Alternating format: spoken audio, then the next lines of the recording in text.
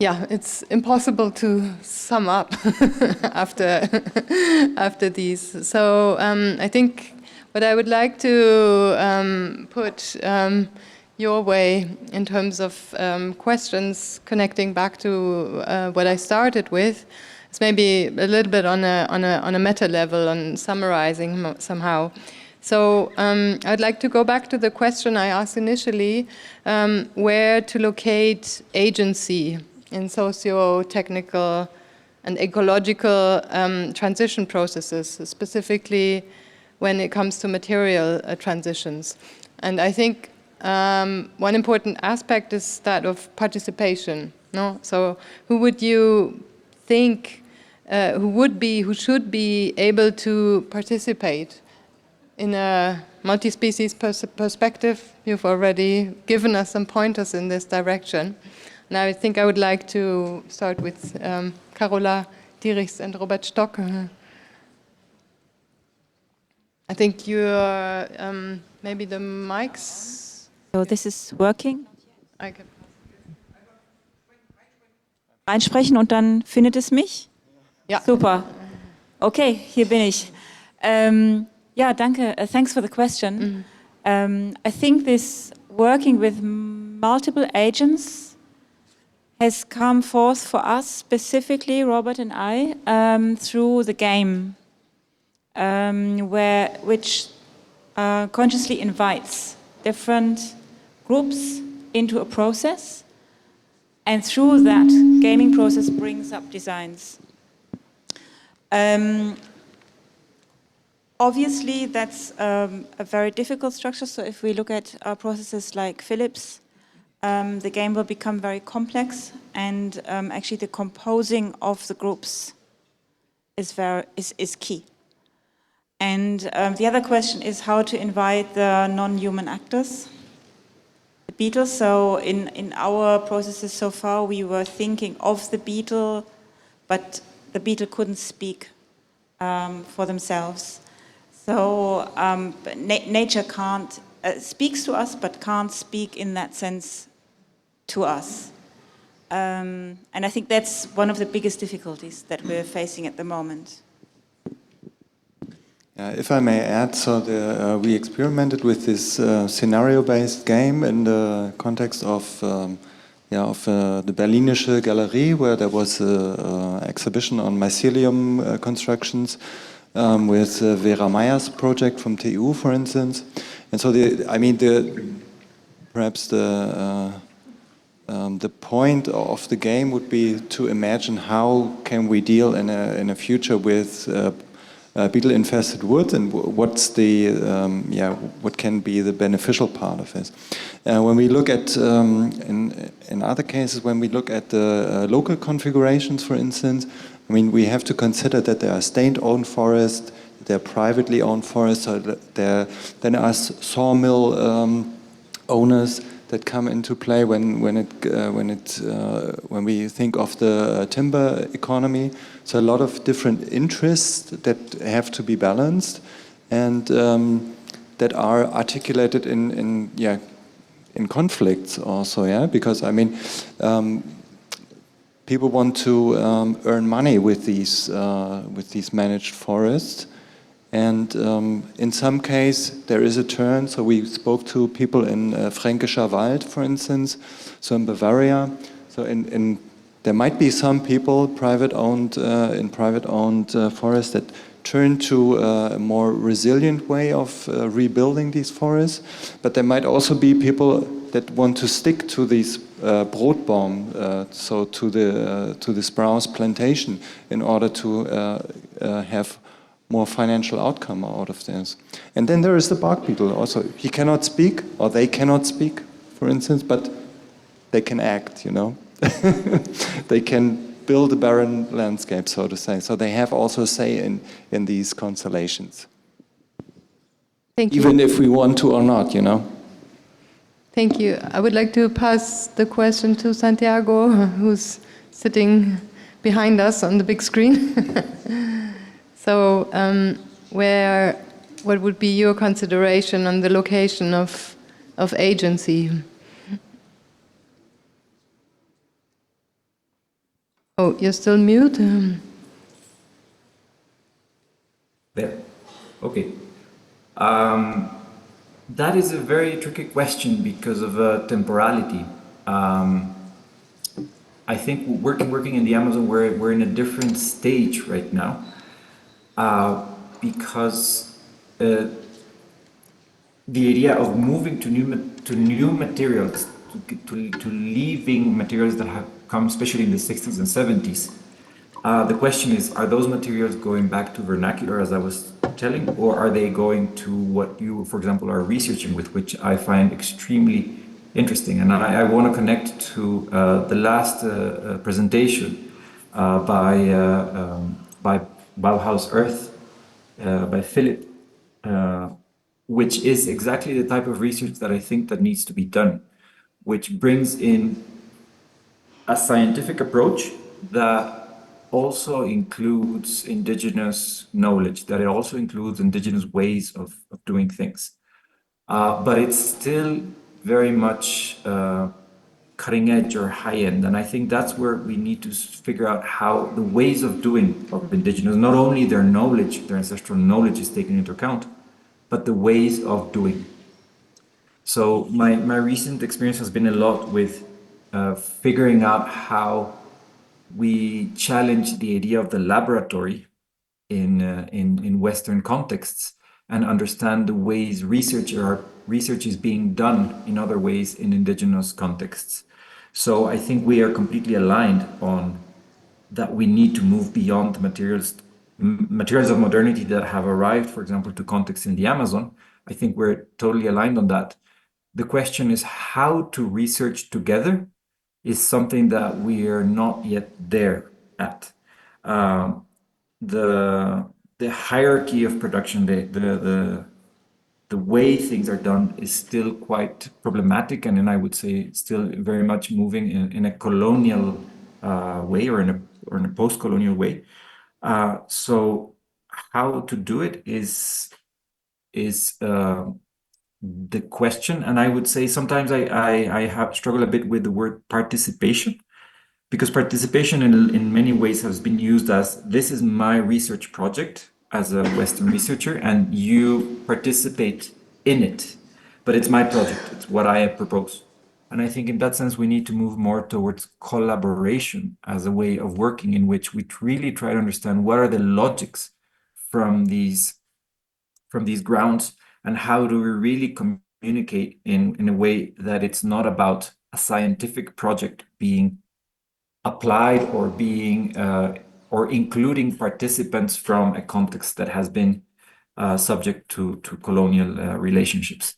So yeah, I think it would be fantastic for example, to have conversations later on with the panelists, hopefully online, because I'm really interested in the type of research you're doing and how that research has a conversation with contexts like the Andean Amazon in Colombia, Ecuador, and Peru.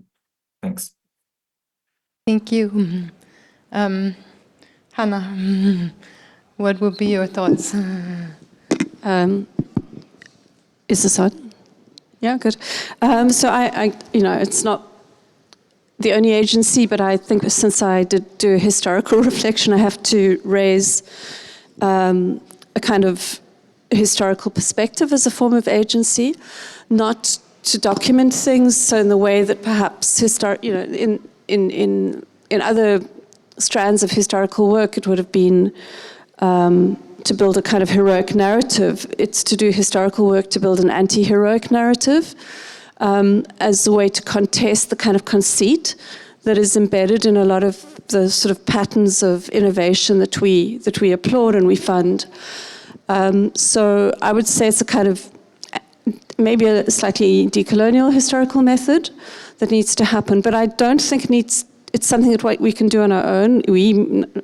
Firstly, it's not my project alone. It has to be a collaborative project with the people whose bodies are impacted by mistakes that came out of techno-scientific thinking that was kind of mute to the, that muted the voices of medical people, of people whose experience of exposure was not, was being spoken but not listened to.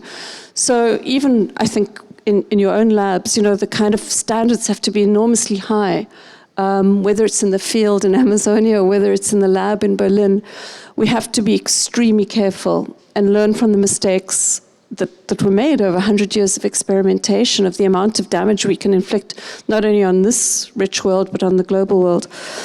So historical work and there's fantastic people doing this, that uses the forensic, that uses the chemical analysis, that uses the body records, the aerial. For me, that's an incredibly important piece of work that has to accompany any new science or any new innovation. I think some of it's coming out fantastically in the art world, and I think we have to applaud artists who work like that as well. In Encounter, I do, and I do agree, I think, with what Santiago said up to an extent about a kind of hybridity. But I think we also have to upset the hierarchy of that hybridity, of it being the West and the other. In fact, centering, the other, and making the West a kind of a system, a vernacular perhaps, and then seeing where that lands in our value systems of how we think about things. Yeah. Thank you. Philipp. Well, I think we are also acutely aware that what we are proposing when we work with industry and businesses and also policy levels, we're not afraid of this kind of context because we need these actors, but we are also constantly aware of the risk that it's not just, if you just simply switch the material and into a kind of lifestyles and production logics and material consumption logics, building with bio-based materials will lead to utter disaster. It requires a different kind of understanding of the complexity of nature and I like the notion of hybridity in this term that humans were entangled with, since the beginning of time. A friend and colleague, Ana Maria Duran, who probably you might know, describes the Amazonian system as a deeply anthropocentric system that is the result of thousands and thousands of years of human-nature coexistence. But in our kind of mode of thinking about efficiency, about kind of scaling mass application, we are often, we had a fascinating conversation with her about the impact of carbon offsetting schemes and the Amazonian, the fragile kind of human natural kind of hybrid systems of the Amazon, and how we might pay and feel good about this for carbon offsetting projects that put forests under so-called protection, but actually, local communities who are required or are part of that kind of system as stewards, as caretakers, living on it, but living with it, are being simply cut out and excluded from the system. So it's a crude understanding that we have to somehow overcome. And I think in this sense, this sort of agency, partnering in a sense with nature, considering ourselves as part of these kind of fragile systems, maybe it's the beginning. Thank you.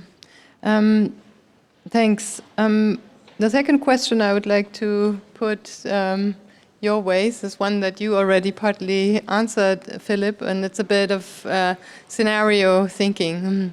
So we're beginning to see architecture as a terrestrial activity, really, as Kilmo has put it, or we're beginning to write the environmental histories of architecture. Kim is doing this, Hannah, you're doing it to some extent, many others are.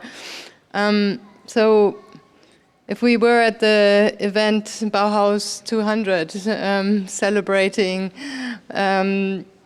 what would you hope that future historians of architecture could be telling us as environmental histories of architecture from now. And I'm thinking of hopeful, but of course there might be also less hopeful and dystopian visions. So, but maybe let's stay with because you are all to some extent involved in thinking futures as well. You already presented us with the scenario. Maybe you could think about the challenges to that scenario. What would it take to implement this scenario while others think of theirs? I was hoping you would start at this end again.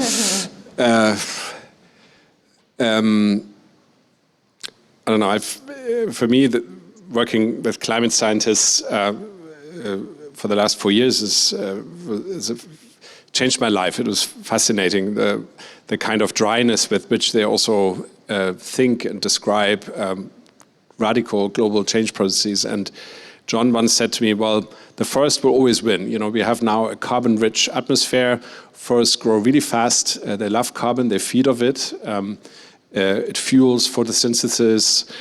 It's not, I think, perhaps a question in 100 years of having lost nature. The question is, are there humans still part of these kind of systems? Is it a world, a forested world, reforested world without humans? Maybe it's also quite a beautiful picture in some way. Of course, I hope that this would not be the case.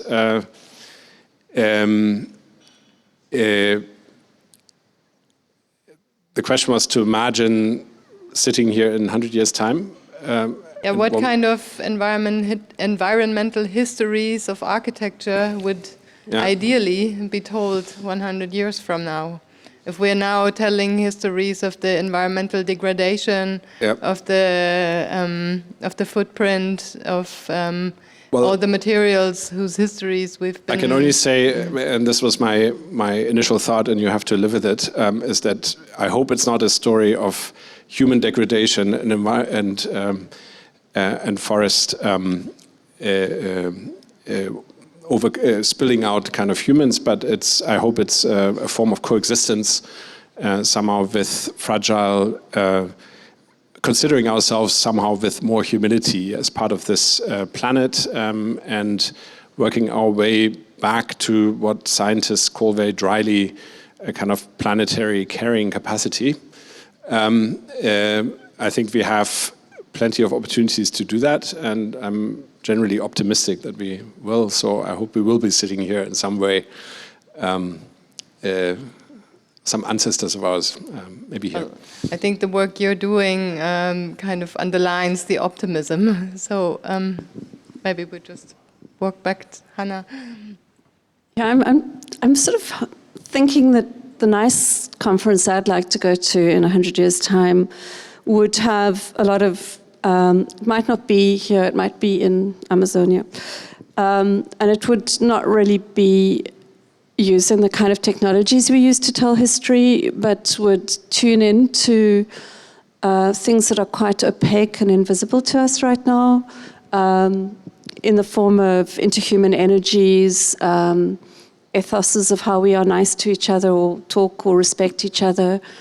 So I think the format of how we would even do a conference would be the thing that I would imagine or hope would have changed enormously, which is not to say I'm not enjoying being here with you, but there are many other values and ways of being with each other that need to change before we can change the kind of trajectory we're on, right? Which includes, interhuman care, which seems to be somewhat absent sometimes. I mean, I think it's interesting what Philipp's saying about scientists, because I think scientists do care very deeply, but I think other systems that they're embedded within do not.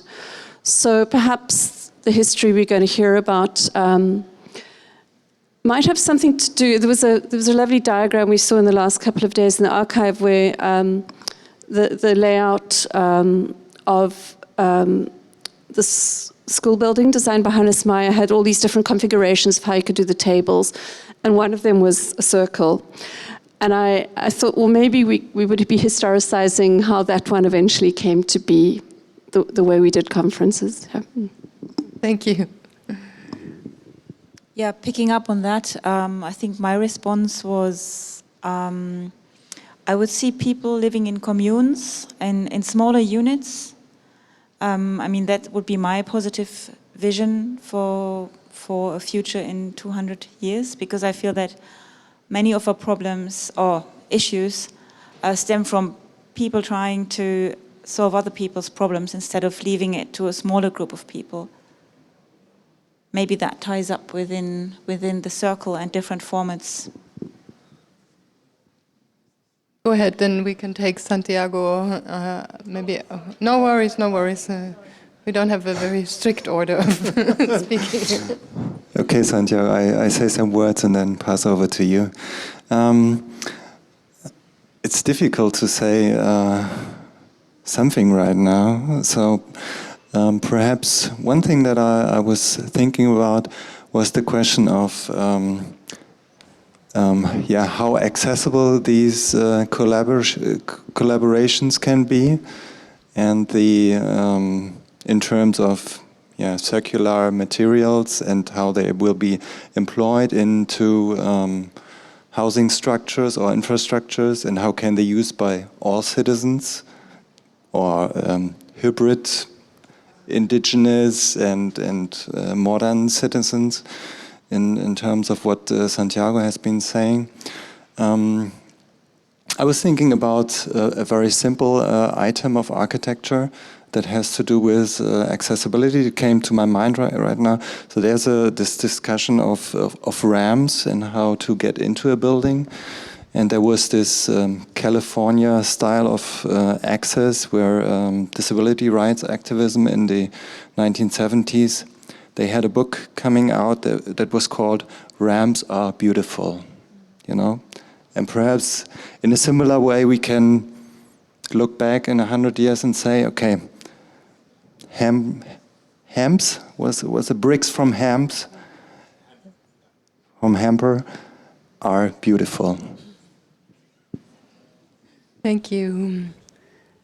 I would call this a new definition of Materialehrlichkeit, or the honesty, truthful use of material would be the systemic, the footprint. So to really connect our aesthetics to our understanding of the ecological and the economic and the social background when we engage with materials, and that we do stop dissociating our understanding of materials in this very artificial manner from the way they are made and what they actually cost us and the planet. But Santiago, maybe as a last of this common round before opening up to the audience, what kind of scenario would you pass us through your head? I think it's an extremely interesting question, because it is very much connected to how I think many people think, which is 100 years from now, most of us are architects or planners, and for us, the idea of time is that we will be better in the future, and we project towards the future with the idea that we will improve. And working for a while with indigenous people, I have noticed that I have started questioning my notion of temporality and of this idea that we will develop in a better direction, because I've been learning a lot from them about this more circular way of looking at cycles, let's say, in the sense that where we are now, we are good as long as there are enough resources for us, but we need to guarantee that those resources exist tomorrow and the day after, not 100 years from now. And I think that goes back to the 90s discussions of sustainable development. But it's tricky because development is still used without the word sustainable besides it as something that we need to achieve and that we need to improve or be better. And I think if I would have to think of 100 years from now, I would hopefully look back and say there was a moment where we humans stopped and we slowed down and we started really thinking of how we can live in this cyclical way, or look at things in cyclical, where we really stopped thinking about achievement or development, but that we would guarantee that everybody would have access to the resources we have now, and only thinking of, you know, the next few days. And I think that mindset of guaranteeing resources for the present and for the near present is something that I have seen that has kept, for example, the Amazon in a quite good situation, as Philip was mentioning in the conversation with Ana Maria, for thousands of years, because it has not been about conquering, improving, becoming better, going forward, but about really staying within the cycles of nature. What nature lets you do, that's how you live. So I hope 100 years from now we can look back and find a moment where we human beings slowed down and really understood what the cycles of nature are, and respected them. So how are we with time? I left my phone in the darkness of the room. Do we still have time for a few more questions from the audience? Okay. So, oh, there's many. Okay, I think you were fastest. Thank you very much. Just it's actually a hard question, but I was kind of struck by these differences between how efficiency emerged as a driver of architecture and design in those in your presentations, in the sense that we saw that historically, and this kind of connects to the general debate now that we see that increase in efficiency of one industry, so architecture, for example, does not contribute to increasing efficiency of resources and materials in general. So rather we see that there is no proof that increasing efficiency of using materials in architecture now will lead, for example, to decreasing efficiency of our economy in general. There is no such thing. Instead, we have, like what Hannah showed, for example, the fact that pursuit of efficiency by architects led to contamination, toxicity, and all that stuff. So I'm curious, can we, or how do we also, in the context of Bauhaus, question efficiency as a pursuit of architecture? Also in the context of what Philipp showed, because I mean, coming from myself with a big interest in circular economy, it is a problematic driver, efficiency. Yeah. I mean, it's a general question, how do you see efficiency? Do you approach it critically, or do you see it as something positive, or how, also from the design perspective, applied perspective? Maybe, is there a volunteer on the panel to answer this question? You have, maybe you pick up the... I mean, thanks. I think everyone's got really probably better answers than me, but let's just not forget about the birth of efficiency at the time of the birth of human rights, and that, I'm from South Africa, where housing, fundamental housing, is still not achieved as a right. Access to clean water, electricity, schools, fundamental medical care. So efficiency does still play a role. And I guess the question is, how do you take the things that people do before efficiency exists, which is the ecologies of care, and interlace that with the fundamental needs of people who exist in the world today? And that's just something, a reminder, not an answer. Well, I kind of would go along with that and also say, well, it depends on what we ascribe to this, what the connotation is. If it's part of a kind of, for-profit kind of economic logic, I think we have to be, which is extractive and wasteful. Obviously, I would rather push against it. But if it's about saving the planet, or if it's about limiting our footprint and sharing resources, I think I would say let's work with that terminology and change its meaning in the way that can be more productive. Perhaps a very short answer. What comes to my mind in terms of forestry is using a harvester for extracting timber, for instance. I mean, these are very heavy machines. They compress the ground in order so that biodiversity below the ground is very affected. But at the same time, it's utopian to think, or it's a romantic vision to go back to using only horses in forest in the harvest of timber. You know, so that would be my idea for answering this question of efficiency. I would just add to what Hannah and Philipp was saying, that it is really, efficiency in itself is not a problematic word if it's in the right context, because if it's about an ecological context, it can work really well. But if it is only about an economy, efficiency then becomes a matter of quantity, about being able to do more of something. And then I think we have already seen how efficiency towards the quantity of something made or produced or sold can be an economic advantage, but it can become an ecological disaster.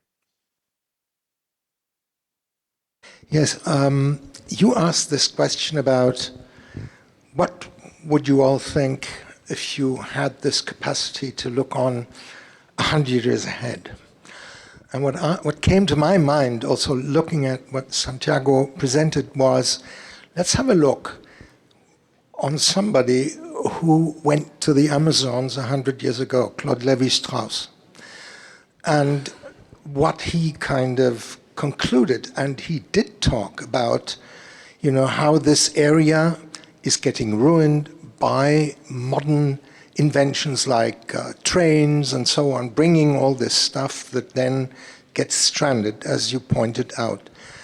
Now, one of the things that in the 70s and 80s, due to Lévi-Strauss, came into architecture was the idea of structuralism, because Lévi-Strauss looked at the structure not of a building but of society. He made drawings of how did these people live in their little villages, how were houses arranged. But he always looked at, and this refers back to you, what you said, that it's not only the circularity of material, but also the way we look at the structure of constructing of our society. I think this is an aspect that needs to be added to the just looking at efficient production of materials, circularity of material. It's very much that. And the conclusions of Lévi-Strauss were that les tristes tropiques, the sad tropics, and the sadness of it was that he predicted something 100 years ago that we're talking about today, I think. So this is not much of a question, but what I was saying is, you know, can we look back in research, sort of saying, well, let's look at that under a different aspect. If you take Konrad Waxman's structuralist assemblages of balls and sticks, you know, how much sense does that make as an architecture? Don't we have to look at it really in a different way? And that's got lost, I think, in the last 30, 40 years. Yeah, thank you. I would agree in the sense that what really matters is looking at the social constructedness of technologies and to understand how we could be negotiating and communicating material transitions by understanding this social constructedness of technologies and not leave them exclusively to the either engineering expertise or profit-making expertise driven by certain understandings of efficiency, as we were just discussing. I think we might not have time for another question. I would like to thank our panelists very much for their contributions. We are at the closing of a very, very rich conference day, which I will not attempt to sum up, and I'm looking for papers because of some announcements. They are here. Thank you. So, I believe that everyone in the room is having a lot to think about from this day. I'd like to close this panel and close this conference day, but it's not the closing of the conference, because tomorrow, as the last part of the program, there will be the opportunity to take a walking tour of Turton district. We'll meet at the Bauhaus building at 10:30 to go together on by public transport. And before telling you how this evening will continue, I would like to thank not only the contributors to yesterday's and today's keynote and panel, but also once again the really wonderful conference organizing team, Katja Klaus, Chelsea Schädler, everyone at the Bauhaus Dessau Foundation and the Hochschule who made this happen. I'd like to thank very much the sound and video technicians for also being able to accommodate. For translation, thank you so much, spending the day and yesterday with us. The communication team, the graphic designers, the catering that is expecting us, and also the caretakers of these two venues that have made us feel welcome and warm and wonderful to be there. So the student assistants who've been involved in this, and my dear colleagues, of course, for all their inputs to bring this together. We've thanked the Hochschule and the Stiftung and the Ministry of Science of Saxony-Anhalt already to start the conference, but we should probably thank them again. And so please join me in a big round of applause for this assemblage of putting everything together.